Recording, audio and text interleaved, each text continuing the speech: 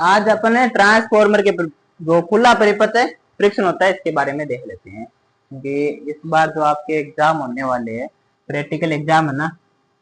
कब है आपकी प्रैक्टिकल एग्जाम की डेट? है 6/7/2026 से स्टार्ट होने वाले हैं।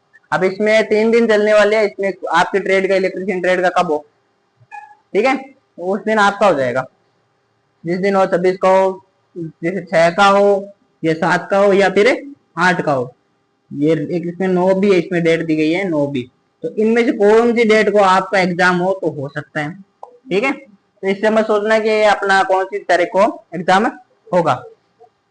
इनमें से कोई सी डेट को आपका एग्जाम आ गया और उसी एग्जाम में अगर आपको यह प्रैक्टिकल देखने को मिल गया, ठीक है, ट्रांसफॉर्मर के खुला परीक्षण कैसे ज्ञात किया जाता है, मतलब इसमें क्या होता है, खुला परीक्षण की सहायता से क्या ज्ञात किया जाता है? कोर हानि। क्या ज्ञात की जाती है? कोर हानि। दूसरा नाम कोर हानि का दूसरा नाम लोहा हानि। क्यों? कोर के अंदर क्या होता है? लोहा, और तो उसको लोहा हानि, लोहा हानि। और तीसरा एक नाम और आ जाता है इसके लिए, कौन सा? स्थिर हानि।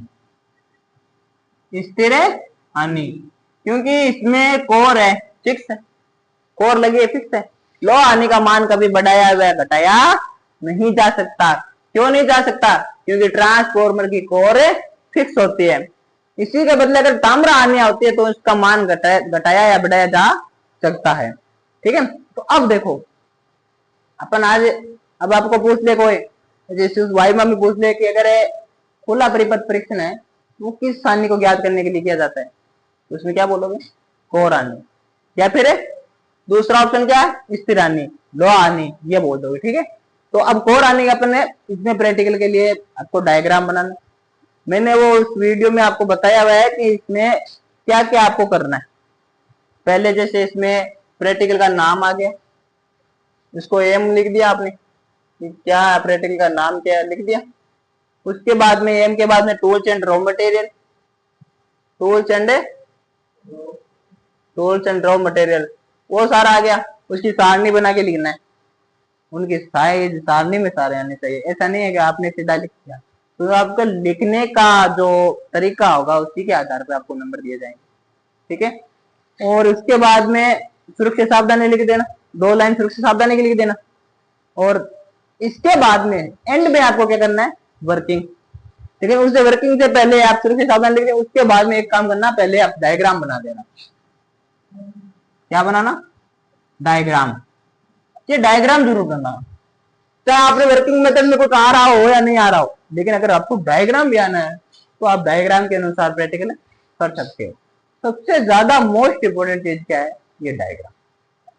डायग्राम बनाने का तरीका, सर्किल वगैरह बनाना है तो एकदम गोल होने चाहिए। ऐसा नहीं है कि आपने ऐसे लिया और सर्किल बना दिया, ऐसा नहीं करना, एकदम गोल, क्योंकि इसलिए वो मास्टर सर्कल आता है उसका प्रयोग कर लेना। और ट्रांसफॉर्मर वाइंडिंग वगैरह, तार वगैरह एकदम सीधे होने चाहिए जैसे प्रैक्टिकल में होते हैं, जैसे प्रैक्टिकल में होते हैं एकदम सीधे होने चाहिए। ऐसा नहीं है कि एक तार को आपने पतला कर दिया, एक तार को मोटा कर दिया, वैसा नहीं करना। एकदम फिक्स साइज, परफेक्टली जो पॉइंट है उस पॉइंट को दर्शाया हुआ, ये सारी चीजें आपको ध्यान रखनी है, ठीक है।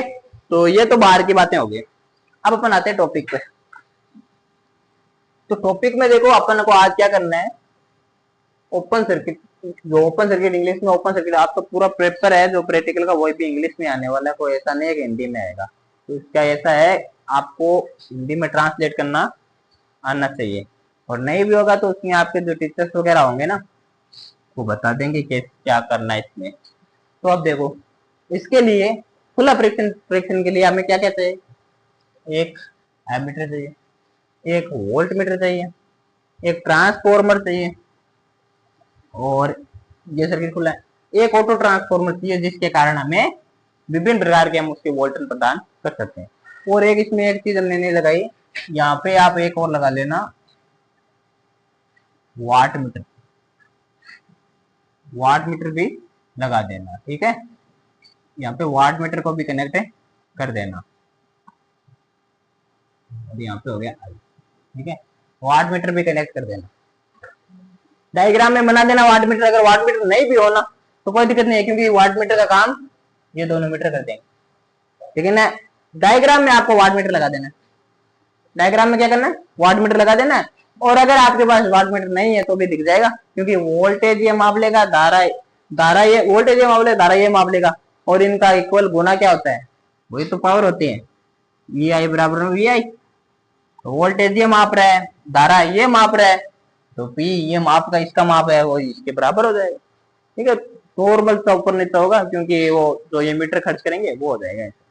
तो अगर वाट मीटर नहीं है तो अपन इन दोनों से भी चेक कर सकते हैं। तो अब देखो क्या करना है कि जैसे हमने सप्लाई प्रदान की, ऑटो ट्रांसफॉर्मर से सप्लाई देनी, ये ऑटो ट्रांसफॉर्मर हो गया, यहाँ से हमने वाट मीटर, ये एमीटर, ये वाट मीटर हो गया। ठीक है, ये वाट मीटर हो गया। ठीक है, ये वाट मीटर लगा दिया हमने, और एमीटर वोल्ट मीटर ट्रांसफॉर्मर इसको खुला रखा है, सेकेंडरी वाइंडिंग को खुला रखा है, प्राइमरी वाइंडिंग को स्रोत के साथ संयोजित कर दिया है। अब इसको हम जैसे ही सप्लाई प्रदान करेंगे, सप्लाई कैसे है, इस शुरुआत में हमने कितनी सप्लाई, उसके बाद में सप्लाई का मान बढ़ाते गए, लेकिन ये जैसे जैसे मान बढ़ाएंगे लेकिन कोर हानि है वो निश्चित रहेगी, उसमें कोई परिवर्तन नहीं होगा। ठीक है, कोर हानियां फिक्स रहेगी, इसमें कोई परिवर्तन नहीं होगा। जितनी वाटेज यहाँ पे है उतनी वाटेज ही आगे रहेगी।